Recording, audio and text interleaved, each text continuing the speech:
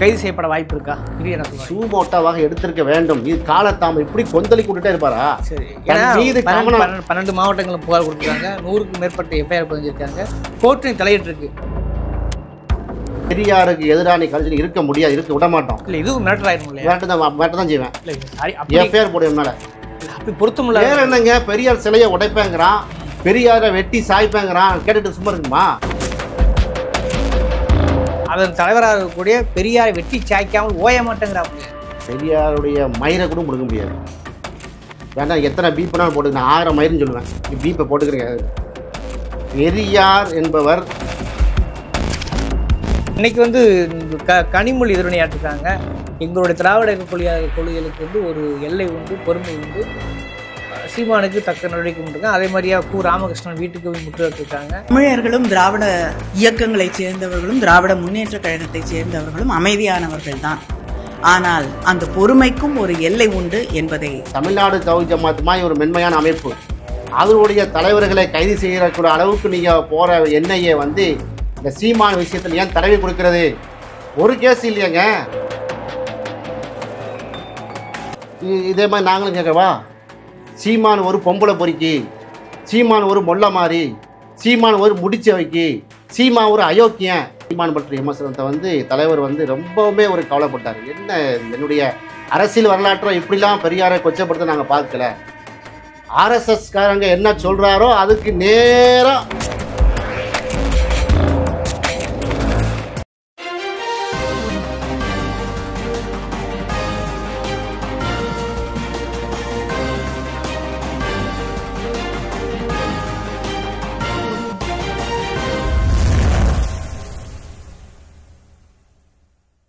வணக்கம், இது அறத்தின் கழகம். இன்னைக்கு நம்ம சந்திக்கிற அரசியல் ஆளுமை விசிகாவின் மிக முக்கியமான பொறுப்பாளர் வழக்கறிஞர் காயல் அகமது அவர்கள். வணக்கம். வணக்கம். 2 நாட்களாக சீமான் பேச்சு தான் பெரிய அளவில் போயிருக்கு. இன்றைக்கி பார்த்தீங்கன்னா உங்களுடைய கட்சி தலைவர் திரும்ப பெரிய அளவு ரியாக்ட் பண்ணியிருக்காரு. பெரியாரை கொச்சைப்படுத்த அனுமதிக்க முடியாது. அவர் இன்டர்நேஷ்னலோட ஐக்கான்கிற அளவுக்கு பேசியிருக்காரு. எல்லா கட்சிகளும் பேசியிருக்கிறார்கள். ஆனாலும் கூட சீமான் மன்னிப்பு கேட்பதாகவோ அதை வாபஸ் வாங்குவதாகவோ இல்லை. நான் அப்படித்தான் பேசுவேன், செருப்பு கலவனா ஏறிங்க அப்படின்றாரு.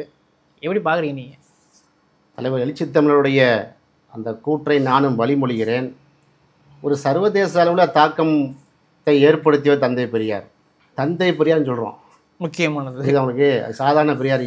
இந்த சொல்லாடல் எந்த சீர்திருத்தவாதிங்க வந்தே கிடையாது தமிழ்நாட்டை பொறுத்தவரையில். அனைவராலும் தந்தை என்று போட்டக்கூடிய அளவுக்கு உள்ள ஒரு மகா புருஷர் பெரியார். இப்போ நான் ஒரு இஸ்லாமியன் பிறப்பால். தந்தை பெரியார் கடவுள் மறுப்பு கொள்கையை உள்ள சொல்லுவாங்க. ஆமாம். அப்போ நாங்களும் தலைவரை எடுத்துருக்கோம். அப்போ எவ்வளோ பெரிய ஆளுமைன்னு நீங்கள் யோசிப்பாங்க. அவரோட காரியங்களோட எங்களுடைய இஸ்லாமிய கொள்கைக்கு நேர்முரண்ங்க தந்தை பெரியார் கொள்கை. நாங்கள் அப்படி பார்க்கல. தந்தை பெரியாரை மிகப்பெரிய சமூக சீர்திருத்தவாதியாக பார்க்குறோம். இந்த தமிழ்நாட்டு மண் பெரியாருடைய மண். என்ன பேசுகிறது சீமானு? இன்டர்நேஷ்னல் ஐக்காண்டு எங்கள் தலைவர் ஏதோ கடந்து போய்விட்டார் சொல்லிவிட்டு. ஆனால் அவருடைய உள்ளத்தில் உள்ள என்ன எங்களுக்கு தான் தெரியும். என்ன சொன்னார்? நாங்கள் அவ்வளோ நெருக்கமாக தலைவரோட இருக்கிறோம். அவ்வளோ தூரம் அந்த பெரியாருடைய அந்த பற்றிய அந்த விமர்சனத்தை, சீமான் பற்றிய விமர்சனத்தை தலைவர் ரொம்பவுமே ஒரு கவலைப்பட்டார். என்ன என்னுடைய அரசியல் வரலாற்றை இப்படிலாம் பெரியாரை கொச்சப்படுத்த நாங்கள் பார்க்கல. ஆர்எஸ்எஸ்காரங்க என்ன சொல்கிறாரோ அதுக்கு நேராக, அதுக்கு சரிசமமாக கொஞ்சம் கூட புள்ளி மாற்றம் இல்லாமல் சீமா விமர்சிக்கிறார் என்று சொன்னால் இவர் ஆர்எஸ்எஸ்க்கு பக்கவாத்தியம் பண்ணுற மாதிரிலாம் இருக்குதுங்கிற அளவுக்கு. கச்சிராஜன் ஆதரிச்சிருக்காரு, அண்ணாமலை ஆதரிச்சிருக்காரு, அர்ஜுன் ஜமத்தை ஆதரிச்சிருக்காரு, கிஷோர் சாமி ஆதரிச்சிருக்காரு. பொது வழியில் அவரை நாங்கள் கொச்சப்படுத்தணும் எந்த விதமான நிர்பந்தங்களுக்கு கிடையாது. சீமானை பொறுத்தவரையில் பல இன்டர்வியூவில் பல நேர்காணல் நானே சொல்லியிருக்கேன். திரு சீமானவரோட ஏற்றுக்கொள்ள விஷயம் இருக்குது, எடுத்தறிஞ்சு. ஆனால் சமீபத்தில் பார்த்தீங்கன்னா எடுத்தறிய வேண்டியது தான் அத்தனையும் பேசி கொண்டிருக்கேன். அவர் செயல்பாடு பாடி லாங்குவேஜாக மாறிட்டு பார்த்தீங்களா இல்லையா? ஒரு காலத்தில் வா போ அவன் இவன் பேசினவர் இன்றைக்கு தன்னுடைய கூடாரம் தன் கட்சி காலியாகிவிட்டது என்பதற்காக பெரியாரை மேல் பாய்ந்து பிராண்டுகிறார் என்று சொன்னால் இந்த அளவுக்கு தான் அவருக்கு சீமானுக்கு அறிவு இருக்கா என்று கேட்கக்கூடிய அளவுக்கு இருக்குது. என்னை பொறுத்தவரையில் சீமான் இது வாய் தவறி பேசல. இஸ்லாமியத்துக்கு எதிராலாம் பெரியார் பேசுக, இஸ்லாத்துக்கு எதிரானவருங்க மாதிரி கட்டமைக்கிறார் இல்லையா? ஐயோ, சீமா மட்டும் இப்போ இஸ்லாத்துக்கு ஆதரவானவரோ? நான் பேசும்போது சீமான் முஸ்லீம்களுக்கு எவ்வளோ எதிராக பண்ணியிருக்காருன்னு. நம்ம மதம் வழக்கத்துக்காக பாலிடிக்ஸில் உட்காந்துருக்குறோம். அவன் மதம் அவன் மார்க் அவனுக்கு பெருசுங்க. செக்கு நல்ல செக்கா செக்கு எண்ணெய்க்கு திரும்புவது போல இஸ்லாமியர்கள் வந்து சைவ மதத்துக்கு திரும்பணும் அழைச்சாரா இல்லையா சீமானு? இப்படி பெரியார் அழைச்சாரா? பெரியார் யாரையாவது இஸ்லாமியர்கள் நீங்கள் எல்லாம் நாத்திகனா வாங்க? கிறிஸ்தவமும் இஸ்லாமும் இந்தியாவின் மதமே அல்ல, அது அயல்நாட்டு மதம் சொன்னாங்க. அதை தாண்டி கிறிஸ்தவர்களும் இஸ்லாமியர்களும் வந்து சாத்தானின் குழந்தைகள் தாருங்க. ஆமாம், நான் கேட்குற இஸ்லாமிய இளைஞர்களை, கிறிஸ்தவ மார்க்கத்தை மதத்தை பின்பற்ற இளைஞர்களை, இதுக்குமா நீங்கள் நாம் தமிழர் இருக்கலாமா? சொன்னாரா இல்லையா? அதை எந்த அரசியல் கட்சி தலைவர் அப்படி சொல்லியிருக்காரா? அதிமுகவை திமுக விமர்சிக்கும், திமுகவை அதிமுக கடுமையாக விமர்சிக்கும். மதத்தை புண்படுத்தாமல் பேசுவாங்களா? சாத்தானின் குழந்தைகள்ன்றாரு. அப்போ இவர் சீமானை பொறுத்த வரைக்கும் அரசியல் நடத்தவில்லை. அவர் ஏதோ ஒரு சீமான் தன் கடவுளாக கருதி கொண்டு சீமான் மதம் நடத்துகிறார். இதற்கு மேலே அந்த கட்சியில் இருக்கணுமாங்க? எப்படிப்பட்ட வார்த்தையை பயன்படுத்துகிறாரு? அம்மா அக்கா இவர் சொல்லத்துக்கே தொடர் வாய் கூசமா. அது சொல்கிறாருல, அவர் சொன்னது உண்மைதான். நீங்கள் இப்போ போகிற நாட்டுடைமையாக்காமல் நீங்கள் வச்சுருக்கீங்க, ஆதாரத்தை ஏன்னு கேட்குறீங்க, நியாயமாங்கிறாரு. இதே மாதிரி நாங்களும் கேட்கவா?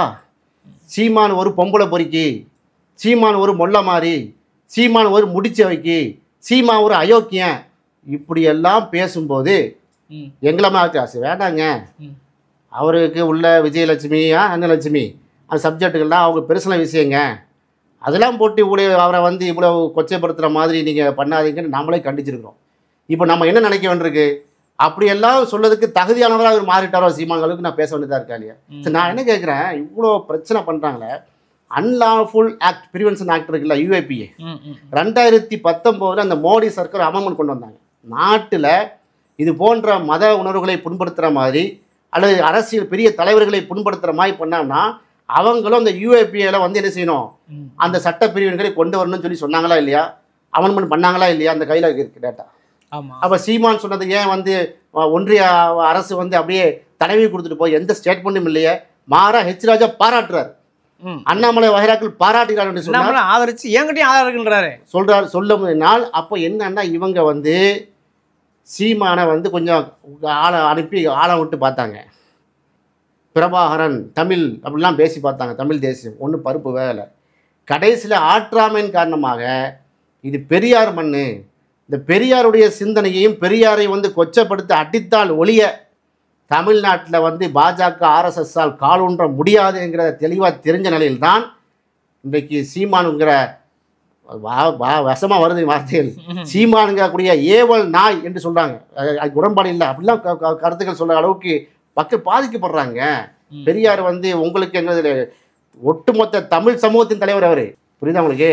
அப்போ ஏவல் யாருடைய ஏவல் நாயாக சீமான் செயல்படுகிறார்? இந்த கேள்வி நியாயமா இல்லையா? அதில் வாபஸ் வாங்கணும். அவர் கேட்க முடியாது, கேட்க மாட்டான்னா சீமாங்கிற கட்சி இருக்காது தமிழ்நாட்டில். இப்போ நாங்களாம் கட்சியில் உள்ள ஆட்கள் வெளியே போனாலும் கூட அவர் வந்து திமிரின் உச்சமாக தானே பேசுறாரு. எங்க UAP ஆக்டில் கைது செய்யணும், அது பேச வாய்ப்பு இருக்கா? ஏன் வாய்ப்பு இல்லையா? நான் என்ன கேட்குறேன், 2021ங்க கடந்த கால வரலாற்றை நீங்கள் யோசிச்சு பார்க்கணும். தமிழ்நாடு தௌஹீத் ஜமாத்துன்னு ஒரு ஜமாத் இருக்குது தெரியுமா? தமிழ்நாடு ஃபுல்லாக கிளைகள் இருக்குது, பல லட்சம் இளைஞர்கள் இருக்காங்க, இஸ்லாம் இளைஞர்கள். இந்த தமிழ்நாடு தௌஹீத் ஜமாத்துங்கிற அந்த வந்து ஒரு அரசியலுக்கு அப்பாற்பட்ட ஒரு இயக்கம். அவங்க அந்த பவர் பாலிடிக்ஸ் அந்த ஓட்டுக்கெல்லாம் வரமாட்டாங்க. அவங்க வந்து எலெக்ஷனில் கண்டஸ்ட்லாம் பண்ண மாட்டாங்க. சமூக சீர்திருத்தமான இயக்கம் வச்சுக்கிறீங்களேன்.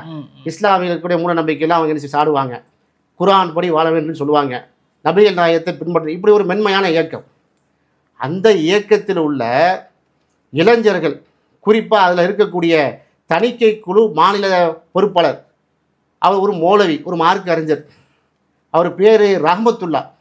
சரி, இவர் என்ன பண்ணுறாரு, நமக்கு வந்து திமுக ஆட்சி வரணும் 2021 கோவை பகுதிகளெல்லாம் வந்து கடுமையான பிரச்சாரம் பண்ணுறாங்க. அவர்களும் அவர் சார்ந்த தோழர்கள்லாம் சேர்ந்து எடப்பாடி ஆட்சியை வீழ்த்தணும், அதிமுக ஆட்சி RSS ஆட்சி மாதிரி இருக்குது, இது திமுக ஆட்சி தான் வரணும், இந்தியா கூட்டணி வெற்றி பெற வேண்டும் என்று கடுமையாக உழைத்து வெற்றி பெற வைக்கிறாங்க. அது இந்த கொங்கு மண்டலத்தில் குறிப்பாக அங்கே வந்து பாஜகவுக்கு மிகப்பெரிய ஒரு அடியை ஏற்படுத்துகிறது. சும்மா விட்டாங்களா? 2022 மார்ச் மாதம் அதே இந்த ரஹமத்துல்லான்னு சொல்லக்கூடிய அந்த பேச்சாளர், அந்த மௌலவி, தமிழ்நாடு தௌஹீத் ஜமாத் சேர்ந்தவர், அவர் ஹிஜாப் வெர்டிக்ட் வந்து இல்லையா கர்நாடகா. ஆமாம், நீங்கள் வந்து முஸ்லீம் பெண்கள் வந்து பர்தா அணிந்து போகக்கூடாது சொல்லக்கூடிய அந்த அந்த வெர்டிக்டை அந்த ஜட்ஜ்மெண்ட்டை விமர்சனம் பண்ணார். விமர்சனம் பண்ணி கடுமையாக என்ன செய்கிறாரு, ஒரு கண்டன ஆர்ப்பாட்டம் நடத்துகிறார். யூஏபியை போட்டு கைது செஞ்சீங்களே, நடந்தது என்ஐஏ வந்து அவரை கைது செஞ்சு போச்சே, 2.5 வருஷமாக அந்த கேஸ் நடந்து கொண்டிருக்கிறது. அந்த இதில் பெயில் கொடுக்குறாங்க, கொஞ்சம் 2 மாதத்துக்கு முன்னாடி பெயில் கொடுக்குறாங்க. அந்த வழக்கிலேருந்து வெளியே வர்றார், நீதிமன்றத்தில் ஆஜர்படுத்துகிறார். ஏங்க இவ்வளோ வேகமாக நீங்கள் பேசுனீங்க, ஜட்ஜையாக பேசுனீங்கன்னு கேட்கும்போது, ஐயா எங்கள் முஸ்லீம் சமூகம் ஃபர்தா ஒரு காலத்தில் படிப்பறிவு இல்லாமல் இருந்தோம், இப்போ தான் பள்ளி கல்லூரின்னு போய் கொண்டிருக்கிறோம், அதை தடுக்கிற மாதிரி ஃபர்தா போட்டு ஸ்கூலுக்கு வரக்கூடாது, ஃபர்தா போட்டு காலேஜ் வரக்கூடாதுன்னு சொல்லி கர்நாடகா கவர்மெண்ட் சொன்னிச்சின்னு சொன்னால் அந்த ஆதங்கத்தில் நாங்கள் பேசிட்டையா, மற்றபடி எனக்கும் நீதி அரசருக்கு எந்த பிரச்சனையும் இல்லைன்னு மன்னிப்பு கேட்குறாரு எங்கே கோர்ட்டில். அப்போ நீதிபதி என்ன சொல்கிறாரு, சரி வா போங்க, ஒரு பெயில் வாங்கிட்டு போங்கன்னு சொல்கிறாங்க. சும்மா இருக்க வேண்டியதானே, திரும்ப ஒரு கேஸ் அவர் மேலே. எங்கே போகிறோம், ஆர்எஸ்எஸ் உடைய அட்வொகேட்டு போடுறாங்க எங்கள் சுப்ரீம் கோர்ட்டில், அவருக்கு பெயில் கொடுக்காத, அவரை இன்னொரு வழக்கில் கைது செய்யணும். எப்படி யூஏபி ஆயிடுவான், தலைவர்களை ஜட்ஜை திட்டாரு, சமுதாயத்தில் குழப்பத்தை ஏற்படுது. அப்போ சீமானுக்கு அந்த பொருந்தாதா? நான் கேட்கிறேன், தமிழ்நாடு ராஜீவ்காந்தி கூட நாங்கள் தான் சொல்லி பேசி சொன்னார்ல. அப்போ தமிழ்நாடு தவ்ஹீத் ஜமாத்தை சேர்ந்த ஒரு நிர்வாகி ரஹமத்துல்லாவுக்கு ஒரு நியாயம், சீமானுக்கு ஒரு நியாயமா, ஹெச் ராஜாவுக்கு ஒரு நியாயமா? ஹைகோர்ட்டாவது மயிரான்னு கேட்டாங்க ஹெச் ராஜா, யூஏபியை பாந்துச்சா, என்ஐஏ பாந்துச்சா? அப்போ தமிழ்நாட்டில் நீங்கள் என்ன நாள் பண்ணுவீங்க? சீமான் மீது யூஏபியை வழக்கு தொடர வேண்டும். ஒரு பேசுறது வந்து அந்தளவுக்கு இருக்கிறது. என்ஐஏ என்ன பண்ணிகிட்டு இருக்கு? எடுப்புலேயே வந்து என்ஐஏ தானே வருவீங்க. இந்த கருத்தை வந்து வேறாவது பேசியிருந்தா விடுவீங்களா? நாங்கள் பேசட்டுமா மோடி அமித்ஷாவை? இல்லை, இன்றைக்கி வந்து என்ன ஒரு அப்டேட்டான விஷயம்னா, தமிழக சென்னையோட மதுரை கிளை வந்து ஒரு முக்கியமான உத்தரவை போட்டிருக்கிறார்கள். சீமான் இப்படி அடிக்கோடு வரம்பு மீறி குறிப்பாக ஒரு சமூக பதட்டத்தை ஏற்படுத்துகிறார், அவர் என்ன செய்யணும் உடனே ஆக்ஷன் எடுன்னு சொல்லி இன்றைக்கி ஒரு உத்தரவு போட்டிருக்காங்க. எத்தனை அழுத்தத்துக்கு பிறகு நான் என்ன சூமோட்டாக செய்யணும், தமிழ்நாடு காவல்துறை என்ன செய்யணும்? இல்லை, 117 இடத்துல இன்னைக்கு 12 மாவட்டங்களில் புகார் கொடுக்கப்பட்டிருக்கிறது. அவரை நீங்க என்ன செய்யணும்? சீமான் மீது நமக்கு தனிப்பட்ட குரோதவரம் இல்லை, அவர் குண்டக்க மண்டக்க பேசின அரசியல் கடந்து போகும். இது பெரியாரை கையை வைத்தால் எங்களை முதல்ல கை வை. புரியுதா உங்களுக்கு? பெரியார்னால் நாங்கள் வந்து நிற்போம், விடுதலை சிறுத்தைகள் 70 லட்சம் தொண்டர்கள் ஓட்டில் நிற்போம். எங்களை தாண்டி தான் நீ பெரியாரை கை வைக்க முடியும். இல்லை, போகிற போக்கிலே இனுமனம் கார்த்திக்கு லெனின் சிலைக்கு என்ன ஏற்படுதோ அதுதான் பெரியார் சிலையும் ஏற்படுங்கிற உடைப்பம் சொல்றாரு. முடிஞ்ச உடைச்சு பார்க்கட்டும், முடிஞ்ச உடைச்சு பார்க்கட்டுங்கிறேன். ஹச்ராஜா சொன்னதை இன்று நாம் இந்த பேச்சிலேயே வன்முறை கட்சியா இருக்காளே அது. இவ வந்து இது நாம் தமிழரா? பாசிசம்னு சொன்னா என்ன அர்த்தமா? தோழரா ஏதோ சொன்னார்ல, நண்பர் அர்த்தம். இப்போ யாருடைய நண்பர் தெரியுதா? நம்ம சொல்லிக்கிட்டே இருக்கிறோம், ஆர்எஸ்எஸ் உடைய அஜெண்டாவை தான் பின்பற்றுகிறார். இவர் திராவிடத்தை எதிராக வந்து அடிக்கிற நோக்கமே தமிழ் தேசியத்துடைய பட்டாளெல்லாம் கிடையாது. திராவிடத்தை ஒழிச்சாதான் ஃபாசிசத்தை உள்ளே கொண்டு வர முடியும், அவருடைய அந்த வர்ணாசிரம கொள்கையை உள்ளே கொண்டு வர முடியும். இதுதான் திட்டம் தான் சொல்லிக்கிட்டே இருந்தோம். இப்போ பூனைக்குட்டி வெளியே வந்திருக்கு. நான் திரும்பவும் சொல்கிறேன், தமிழ்நாடு தவ்ஹீத் ஜமாத் மாதிரி ஒரு மென்மையான அமைப்பு, அவருடைய தலைவர்களை கைது செய்யக்கூடிய அளவுக்கு நீங்கள் போகிற என்ஐஏ வந்து இந்த சீமான் விஷயத்தில் ஏன் தடவி கொடுக்கறது? ஒரு கேஸ் இல்லையாங்க, இதுவரை எந்த ஆக்ஷனும் இல்லைல்ல. அப்போ எதுக்கு அந்த ஆக்டு? இன்னைக்கு வந்து கனிமொழி எதிரொலியாற்றிருக்காங்க. எங்களுடைய திராவிட கொள்கைகளுக்கு வந்து ஒரு எல்லை உண்டு, பொறுமை உண்டு, சீமானுக்கு தக்க நடவடிக்கை பண்ணிருக்காங்க. அதே மாதிரியா ராமகிருஷ்ணன் வீட்டுக்கு போய் முற்றுகிட்டிருக்காங்க, பாண்டிச்சேரிலையும் விரட்டியிருக்காங்க. அதெல்லாம் தாண்டி கூட சீமான் இந்த நிமிடம் வரை பார்த்தீங்கன்னாக்கா வாபஸ் வாங்குவதோ, இனிமேல் எங்களுடைய உண்மை அவர் என்ன டிக்ளேர் பண்ணிட்டாருன்னா, எங்களுக்கு முதன்மை எதிரி திராவிடம் தான், அதன் தலைவராக இருக்கக்கூடிய பெரியாரை வெட்டி சாய்க்காமல் ஓய மாட்டேங்கிறாப்புல. பெரியாருடைய மயிரை கூட முடுக்க முடியாது. வேண்டாம், எத்தனை பீப்புனாலும் போட்டு, நான் 1000 மயிர்னு சொல்லுவேன், நீ பீப்பை போட்டுக்கிறீங்க. பெரியார் என்பவர் மதங்களுக்கு அப்பாற்பட்டு, இசங்களுக்கு அப்பாற்பட்டு, சமூகங்களுக்கு வேற்றுமைகளுக்கு அப்பாற்பட்ட, அரசியலுக்கு அப்பாற்பட்ட பெருந்தலைவர். இது பெரியார் மண். நீ இந்த மண்ணில் இருக்கணும்னா பெரியாருக்கு எதிராக நீ கழிச்சு இருக்க முடியாது, இருக்க விட மாட்டோம். இல்லை, இதுவும் மேட்டர் ஆயிரும் இல்லையா? மேட்டர் தான் செய்வேன். இல்லை சாரி, எஃப்ஐஆர் போடுவேன் மேலே. இல்லை, அப்படி பொருத்தமில்ல. வேற என்னங்க, பெரியார் சிலையை உடைப்பேங்கிறான், பெரியாரை வெட்டி சாய்ப்பேங்கிறான், கேட்டுட்டு சும்மா இருக்குமா என்னங்கிறான்? இல்லை, உங்க விசிக தலைவரும் எச்சரிக்கை மாதிரி சொல்றாரு, நீங்களும் மிரட்டுற மாதிரி. 70 லட்சம் தொண்டர்கள் ஓட்டில் நிற்போன்னு சொல்லியிருக்காங்க. முதல்ல எங்க விசிகா தொடு, சிறுத்தையை தொடு முதல்ல, அதுக்கப்புறம் பெரியார். அப்போ பெரியார் 2வது பேசு. பெரியாருக்கு ஒன்றுனா நாங்கள் தான் நிற்போம் முதல்ல.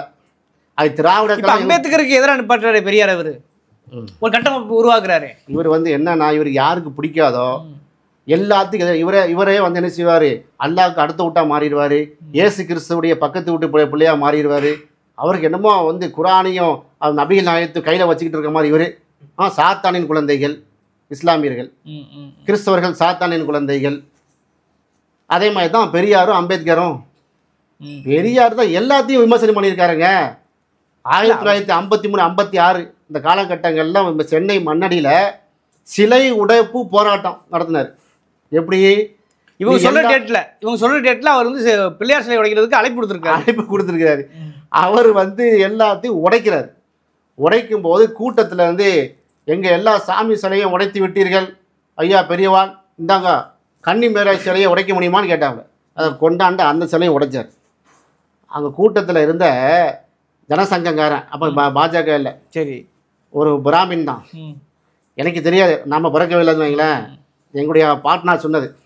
அவர் உட்கார்ந்துருக்க அந்த அவையில் உட்கார்ந்துருக்கிறார். எல்லா சிலையும் உடைச்சிட்டீங்க, கிறிஸ்துவர்களுடைய கன்னிமேரி சிலையை உடைத்திருக்கிறீர்கள், அல்லா சிலையும் உடைக்கலாம் கேட்குறான். சரி, இந்த அதை தனியாக தேடிட்டு இருக்கேன், கொண்டு அந்த சிலையை கொண்டு அதையும் உடைக்கிறேன்னாரு. சரி, சொல்லிவிட்டு தான் இன இழிவு நீங்கள் இஸ்லாமே நன்மருந்துன்னாரு. அவர் நோக்கம் வந்து பெரியாருடைய நோக்கம் மதத்தை உடைக்கிறதோ கடவுளுக்கு அது இல்லை. நீ பண்ணுன அழிச்சாட்டியும் கோயிலுக்கு வராதங்கிற, தாழ்த்தப்பட்டவங்கிற, தீண்டாமங்கிற, வர்ணாசிரமங்கிற, பெண் அடிமைத்தனம், இதுக்கு எதிராகத்தான் கிளம்புறங்கினாரே தவிர அவருக்கும் அல்லாஹ்க்கு என்ன பிரச்சனை, அவருக்கும் இயேசுநாதருக்கு அவருக்கு என்ன பிரச்சனை, அவருக்கும் கர்த்தருக்கு என்ன பிரச்சனை, அவருக்கு சிவனுக்கு ஒரு பிரச்சனை இல்லை, வாக்கியாருக்கு சண்டையா பெரியாருக்கு இல்லை. நீ வச்ச கட்டமைப்பு அப்படி. அதை தகர்த்து எறிவதால் பெரியாருடைய கொள்கை வர்ணாசிரம கொள்கைக்கு சாவுமணி அடிக்கிறது. பெரியாருடைய கொள்கை சனாதன தீட்டுக்கு என்ன செய்யுது, சாவுமணி அடிக்கிறது. அதனால பெரியார் மீது இவ்வளோ கோபம், வெட்டி சாய்ப்போங்கிறான். இதுதான் கான்செப்ட். அதுக்கு அறிந்துதான் பலியாயிருக்கிறார் திரு சீமான். வந்து இந்த விஷயத்தை தெளிவாக ஆர்எஸ்எஸ் உடைய ஸ்கிரிப்டாக தான் பேசுகிறாரு. இதுக்கு மேலே என்னங்க உங்களுக்கு ப்ரூஃப் வேணும்? இதை காலதாமதமாக உணர்ந்த நிலையில்தான் இன்றைக்கு வந்து நான் தமிழர் கட்சியில் இருக்கக்கூடிய கொஞ்சம் சிந்தனைவாதிகள் வெளியே வந்துக்கிட்டே இருக்கிறாங்க. எல்லா அரசியல் கட்சியிலையும் ப்ளஸ் அண்ட் மைனஸ் இருக்குங்க, ஓப்பனாக சொல்கிறோம். ஓகே, திமுக இருக்கட்டும், அதிமுக இருக்கட்டும், காங்கிரஸாக இருக்கட்டும், கம்யூனிஸ்டாக இருக்கும், இருக்கலாம். அரசியல் பொது வாழ்வில் வந்து அந்த தலைவர்களுடைய பேச்சிலையும் முரண்பாடுகள் இருக்கும், ப்ளஸ் அண்ட் மைனஸ் இருக்கும். அவருடைய ஆட்சிக்கு வரும்பொழுது குறைபாடுகள் இருக்கும். அந்த சப்ஜெக்டை விமர்சனம் பண்ணலாம். இப்போ கோர்ட்டு தலையிட்டு இருக்கிறது, கைது செய்யப்பட வாய்ப்பு இருக்கா? இது என்ன சொல்லுவாங்க? சூமோட்டாவாக எடுத்திருக்க வேண்டும். இது காலத்தாம இப்படி கொந்தளிக்க விட்டுட்டே இருப்பாரா? சரி, 12 மாவட்டங்களும் புகார் கொடுத்துருக்காங்க, 100க்கும் மேற்பட்ட எஃப்ஐஆர் பதிஞ்சிருக்காங்க, கோர்ட்டு தலையிட்டு இருக்கு, கைது செய்ய வாய்ப்பு இருக்கான்னு நான் என்ன கேட்குறேங்க? குருமூர்த்தி ஏன் இப்போ சீமா ஏன் இப்படி பேசுறாரு? நீங்கள் அன்னைக்கே ராஜா ஹைகோர்ட்டா மயிரான்னு சொல்லும்போது, ஹைகோர்ட்டை எங்களுடைய நீதிமன்றத்தை வந்து கேவலப்படுத்தும் போது, இழிவுபடுத்தும் போது ராஜா மீது கடுமையாக நடவடிக்கை எடுத்திருந்தால் இன்றைக்கு சீமானுக்கு ஒரு படமாக எடுத்துக்கணும். குருமூர்த்தி ஆர்எஸ்எஸ் உடைய திங்க் டேங்க் எப்படி பேசினாரு? ஜட்ஜுகள் எல்லாம் அதே ஜட்ஜாக பேசினாரா இல்லையா? நீதிமன்றத்தை பற்றி கொச்சையாக பேசினாரா இல்லையா? அவங்கெல்லாம் பத்திரிகையாளர்கள்லாம் சில அட்ஜஸ்ட் பண்ணணும் அப்படின்னு சொன்னாரா இல்லையா? அதுக்கு வந்து நீங்கள் சரியாக நடவடிக்கை எடுத்திருந்தா இந்த சீமானுக்கு பேசியிருக்க மாட்டேன். எஸ்பி சார் கூட தப்பாக பேசினாருங்க. ஆமாம். அப்போ பார்த்தீங்கன்னா அவர்களுக்கெல்லாம் வந்து ஒரு சலுகை கொடுப்பதன் காரணத்தினால்தான் இன்றைக்கி சீமான் அப்படி பேசியிருக்கிறாரு. அப்போ யார் இப்படி குறை சொல்கிறது? சீமான் பேசுனது ஆர்எஸ்எஸ் ஸ்கிரிப்டு சூமோட்டாவாக எடுக்க வேணும். இப்போ கம்ப்ளைண்ட்டாக கொடுத்துட்டாங்க, சூமோட்டாக வேலை இல்லை. இப்போ இந்த கம்ப்ளைண்ட்டை எடுத்து அவர் மன்னிப்பு கேட்கக்கூடிய அளவுக்கு ஒன்று அவர் வந்து தெரியாமல் பேசலை. பெரியாரான்னு அவருக்கு நல்லா தெரியும். பெரியாருடைய தாக்கம் என்னங்கிறது தெரியும். நம்ம ஏன் கூட எனக்கே கூட ஆத்திரம் கோபம் வருது, பேசவே முடியல. ஏன்னா உங்கள் உணர்வு நல்லா புரிஞ்சுக்க முடியுது. ஓகே, அப்போ என்னன்னா பெரியாருங்கிறது வந்து ஒரு மகத்தான சீர்திருத்தவாதி. மதங்கள் ஒரு பக்கம் இருக்கட்டும், கொள்கைகள் ஒரு பக்கம் இருக்கட்டும், பெரியாருங்கிற ஒரு லீடரை கொண்டு நீங்கள் அடித்தா அதோடைய பின் விளைவுகள் எப்படி வரும்னா ஆர்எஸ்எஸ் கால் ஒன்றும், சனாதனம் இங்கே கால் ஒன்றும், வர்ணாசிரமம் இங்கே கால் ஒன்றும், ஃபாசிசம் இங்கே கால் ஒன்றும். அதுக்கு வந்து ரோடு மேப் போடுகிறார் சீமான். அதனால கொந்தளிக்கிறோம். இதுதான் என்னுடைய ஓகே, புரியுது. இப்போ உங்கள் கட்சி தலைவர்களும் சரி, நீங்களும் சரி, அவருடைய அந்த அரசியல் நாடகம் என்பது முழுக்க ஆர்எஸ் கால் விடுவதற்காகன்னு சொல்கிறீங்க. அதன் விளையாட்டு பேசுகிறான்னு சொல்கிறீங்க. கோர்ட்டு தலையிட்டு இருக்கிறது, பார்ப்போம் என்ன நடக்குது என்று. உங்கள் விமர்சனங்களை அப்படியே மக்களின் பார்வைக்கு விட்டு விடுகிறேன். விவாதச்சொல் அறக்கிறது நேரம் நன்றி.